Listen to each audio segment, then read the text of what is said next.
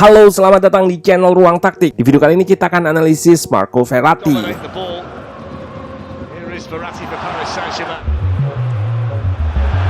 Pada pertandingan PSG versus Real Madrid, yang menjadi man of the match adalah Kylian Mbappe.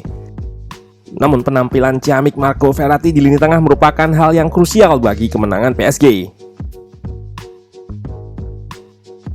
Bahkan beberapa sumber memberikan rating yang hampir sama bagi Mbappe dan Verratti.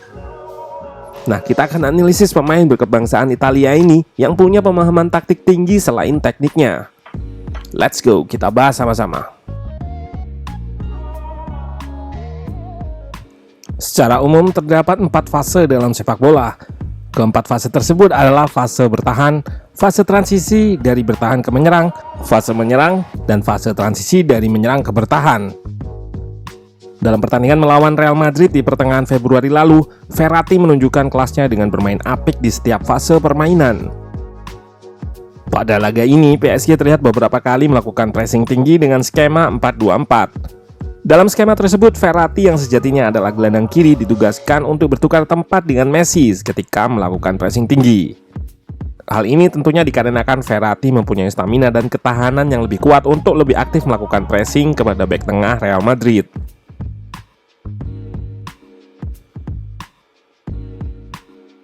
Verratti sendiri punya kecenderungan untuk melakukan tackle kepada pemain lawan jika bola sudah berada di tepi lapangan.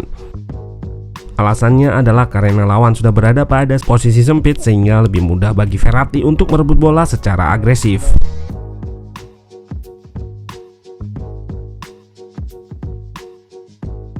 Gelandang asal Italia ini bahkan mengakhiri pertandingan sebagai pemain dengan jumlah duel darat terbanyak dengan 13 kali dan 8 kali menang. Ketika sudah memenangkan bola, PSG segera berusaha untuk melanjutkan serangan. Verratti sendiri dapat melakukan berbagai hal dalam fase transisi. Pertama, dia dapat menggiring bola ke depan untuk menjadi inisiator serangan. Kedua, Verratti dapat pula bekerja sama dengan pemain terdekat untuk melakukan kombinasi. Terakhir, Verratti juga dapat bergerak ke ruang kosong dan menerima bola dari rekannya.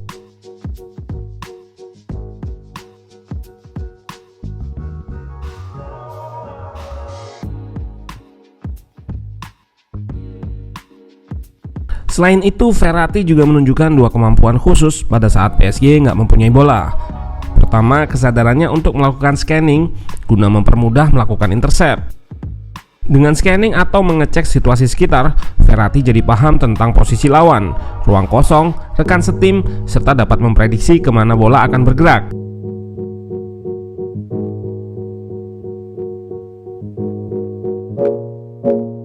Kedua, Verratti juga rajin untuk turun membantu pertahanan.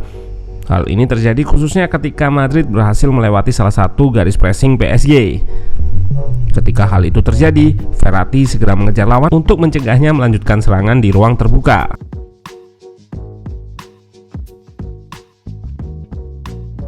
Aspek terakhir yang kita akan bahas adalah tugas Verratti saat PSG menguasai bola. Bermain dengan skema 4-3-3, Verratti berperan sebagai gelandang tengah kiri.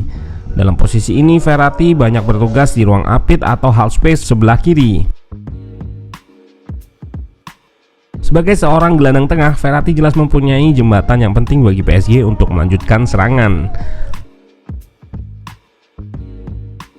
Hal ini bisa terlihat dari total 123 sentuhan serta akurasi operan sebesar 92% yang ia buat.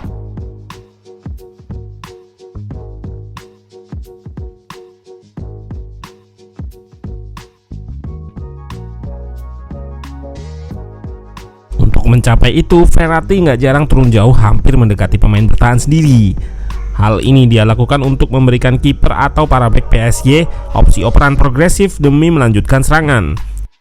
Ketika menguasai bola, Verratti cenderung ditugaskan untuk melakukan operan-operan pendek. Hal ini dikarenakan Mauricio Pochettino lebih menginginkan PSG melakukan serangan melalui aksi 1 lawan 1 di sayap ketika bola masuk ke sepertiga akhir.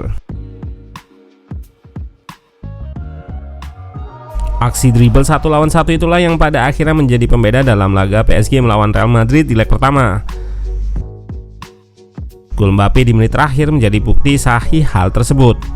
Meskipun demikian, sang maestro asal Italia sukses menunjukkan kemampuan level tinggi di semua fase sepak bola. Maka bukan berlebihan kalau kita menyebut Verratti sebagai gelandang elit yang komplit.